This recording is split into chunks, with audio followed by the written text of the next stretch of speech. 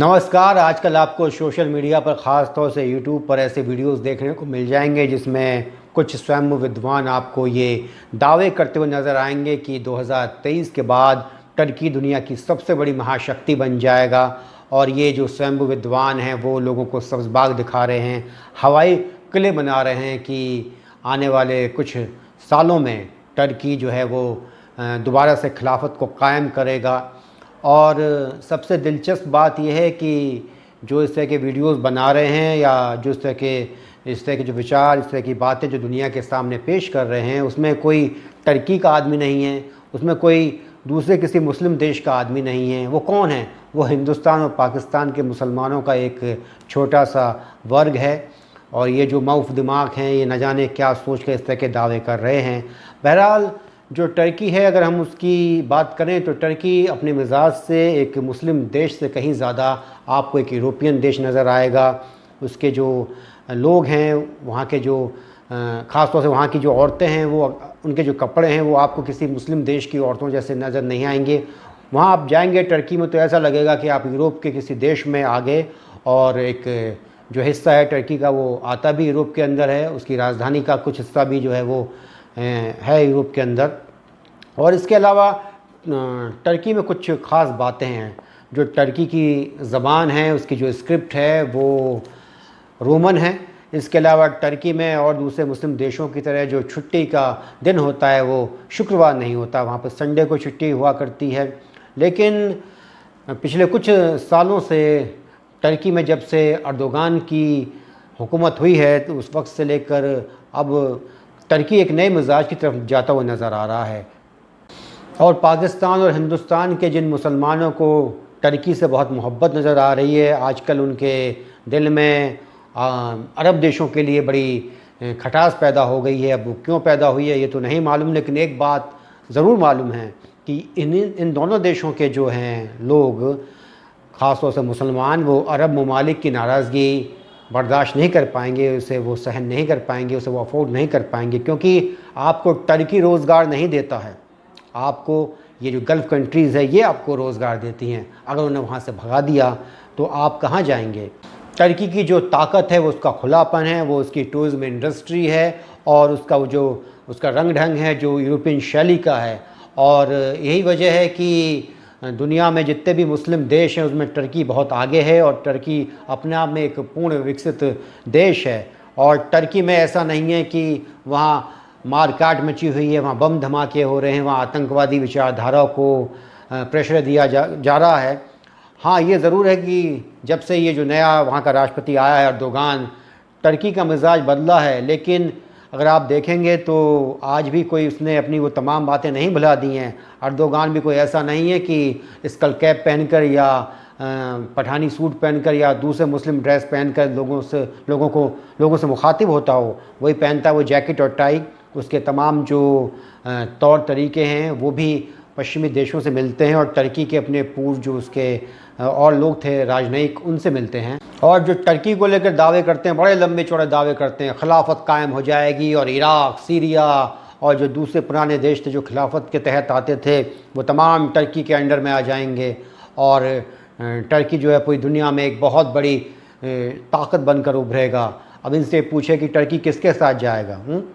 चीन के साथ जाएगा? चीन के साथ जाएगा तो नाटो का साथ छोड़ना पड़ेगा। टर्की की जो ताकत रही है वो हमेशा नाटो की वजह से रही है। और ये जो बातें हैं कि तमाम जो पुराने देश हैं जो खिलाफत के तहत आते थे, जो मक्का मदीना जो पवित्र स्थल हैं इस्लाम धर्म के, वो तमाम उसके अंडर में आ जाएंगे। ये इसी वजह से गल्फ़ कंट्रीज उससे नाराज़ हैं, सऊदी अरब उससे नाराज़ है। यानी कि आप घर में बैठ के तमाम हवाई किले बना दो, तमाम तरह के ख्याली पुलाव पका दो, सब कुछ ऐसा ही होगा जैसा कि आप सोचोगे। खैर, क्या जाता है इस तरह की बातें करने में, इससे लोगों का मनोरंजन ही होता है। एक और बात है, टर्की का जो ये नेता है कमाल अतातुर्क, टर्की के लोग उससे खुश हैं, पूरी दुनिया में उसकी एक इमेज है। लेकिन उससे खुश कौन नहीं है? उससे हिंदुस्तान और पाकिस्तान का मुसलमान खुश नहीं है, उससे बड़ा नाराज़ रहता है। उसे वो वहाँ का नायक नहीं खलनायक मानता है। और यही बात पाकिस्तान की बंग बंधु हमारे बांग्लादेश के शेख मुजीबुर रहमान को लेकर है। पूरा बांग्लादेश उन्हें चाहता है, हिंदुस्तान से तो खैर उनकी मोहब्बत थी ही, लेकिन पाकिस्तान के लिए वो खलनायक है। अब सबसे बड़ी बात यह है कि नायक और खलनायक का फैसला वो देश करेगा जहाँ वो पैदा हुआ, जहाँ उसकी कर्मभूमि रही, या बाहर का कोई देश करेगा। और जो पाकिस्तान के लोग टर्की में अपने मसीहा को देखते हैं, उन्हें कम से कम इस बात का तो इल्म होना चाहिए कि जहाँ तक फ़ौजी ताकत का मामला है तो मुस्लिम देशों में सबसे ज़्यादा शक्तिशाली राष्ट्र जो है वो पाकिस्तान है। पाकिस्तान खुद अपने आप में बहुत ताकतवर देश है, हिंदुस्तान से ताकतवर नहीं, वो अलग बात है, लेकिन जो मुस्लिम देश हैं उसमें पाकिस्तान सबसे ज़्यादा ताकतवर है। लेकिन आपको पाकिस्तान के ऊपर फ़ख्र नहीं है, आपको फ़ख्र है टर्की के ऊपर।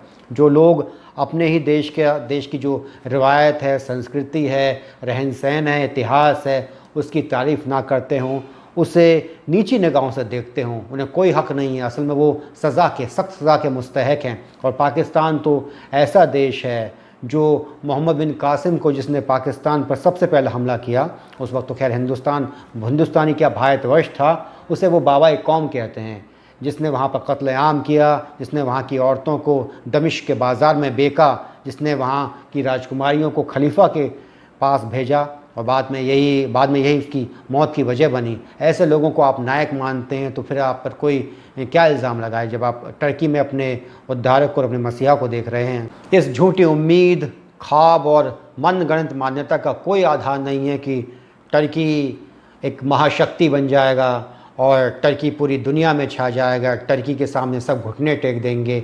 इस तरह के जो शेख चिल्ली वाले सपने हैं, इसका कोई आधार नहीं है।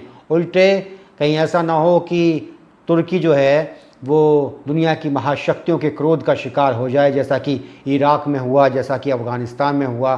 बड़ी बातें हुआ करती थी इराक़ के रिपब्लिकन गार्ड्स की, लगता था कि रिपब्लिकन गार्ड्स ज़बरदस्त चुनौती देंगे, टक्कर देंगे अमेरिका को, लेकिन उनका कहीं अता पता नहीं चला।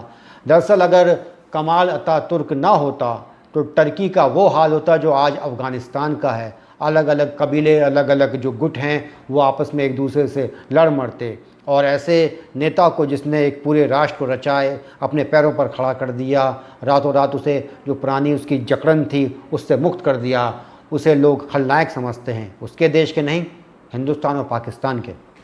खैर, भारतवर्ष के जो मुसलमान हैं उनकी खिलाफत को लेकर, टर्की को लेकर पुरानी मोहब्बत है। जब खिलाफत का ख़ात्मा किया गया तो सबसे ज़्यादा जो विरोध हुआ, सबसे ज़्यादा जो प्रदर्शन हुए, सबसे ज़्यादा जो खून खौला, वो हिंदुस्तान के मुसलमानों का खून खौला। और जो हमारे जौहर बंधु थे, उन्होंने इसके ऊपर काफ़ी बड़ा आंदोलन खड़ा किया। उन्हें साथ मिला भारत की राजनीति के सबसे बड़े पथभ्रष्ट नेता का, वो नेता जो महाराणा प्रताप को और शिवाजी को पथभ्रष्ट कहा करता था। ये बात अलग है कि वो हिंदुस्तान के इतिहास का खुद सबसे बड़ा पथभ्रष्ट नेता था।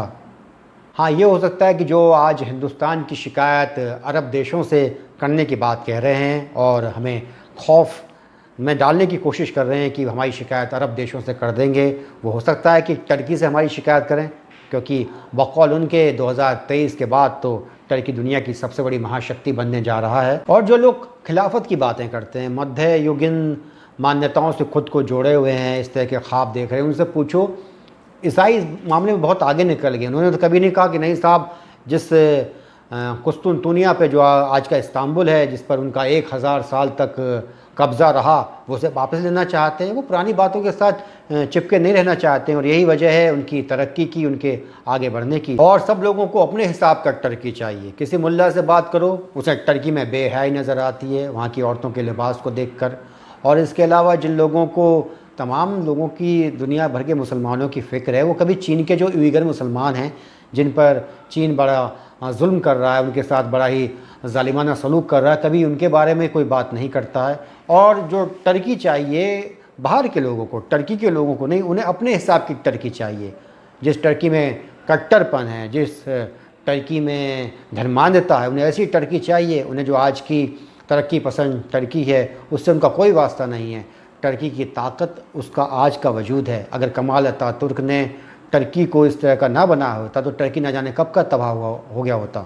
तो गया टर्की ख्याली पुलाव पकाते हुए एक मध्य युगीन साम्राज्य के पुनर्जीवित होने का ख्वाब देख रहे हैं। उन्हें यकीनन बहुत मायूसी होने वाली है।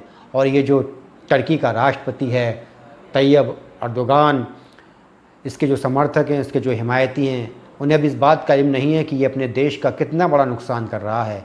मुसलमानों को, चाहे वह हिंदुस्तान का हो चाहे पाकिस्तान का हो, उन्हें तो खुश होना चाहिए कि एक ऐसा मुस्लिम देश है जो तमाम मामलों में पश्चिम के देशों को टक्कर देता है, रंग में, रूप में, जहनीत में, तमाम बातों में एक वो तरक्की शुदा मुल्क है। और इसके अलावा जो कुछ फॉर्मर यूएसएसआर के देश हैं वो भी अच्छे मुस्लिम देश हैं, लेकिन इन्हें कैसा देश पसंद है? इन्हें वही मुल्ला, टोपी, दाढ़ी, जंग, अफ़गानिस्तान, कत्लेआम, बम बारूद, ऐसा देश पसंद है।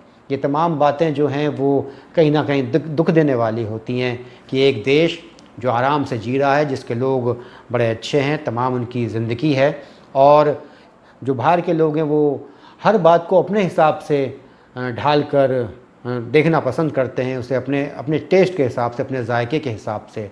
टर्की का मशहूर सीरियल अर्तुगरुल है, उसे भी बाहर के लोग जो है वो इस्लाम की जो कट्टरपन वाली बातें उससे जोड़ देते हैं। पाकिस्तान तो उस पर ऐसे ऐसे गाने, और जो उसका उर्दू तर्जुमा वाला है उस पर ऐसे ऐसे गाने डाल देता है जो हिंदुओं के ख़िलाफ़ हैं, हिंदुस्तान के ख़िलाफ़ हैं, जिहाद की बातें करते हैं। अरे भाई, एक अच्छा योद्धा था, अपनी कौम के लिए लड़ा, उसने एक साम्राज्य की स्थापना की, तमाम अच्छी, उससे अच्छी अच्छी बातें सीखो। ये अपनी टांगें और क्यों घुसेड़ रहे हो? और सबसे बड़ी बात तो ये है कि 99.9% तो उस अर्तुगरुल का नाम भी सही से नहीं ले पाते हैं। बहरहाल, हम तो यही चाहेंगे कि जैसा टर्की का मुसलमान है ऐसा हिंदुस्तान का मुसलमान हो, एक तरक्कीशुदा, एक बेहतरीन अंदाज से जीने वाला। यही हमारी ख्वाहिश है, यही हमारा ख्वाब है और यही हमारी इच्छा है। नमस्कार, जय हिंद।